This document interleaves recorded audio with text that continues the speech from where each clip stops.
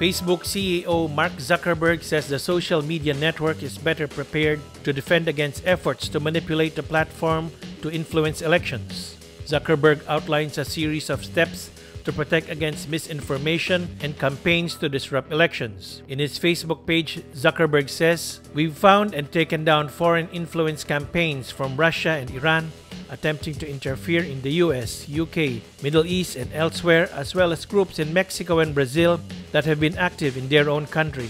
Zuckerberg warns the task is difficult because we face sophisticated, well-funded adversaries.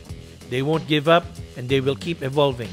In 2016, a political consultancy working for Donald Trump hijacked personal data of millions of Facebook users.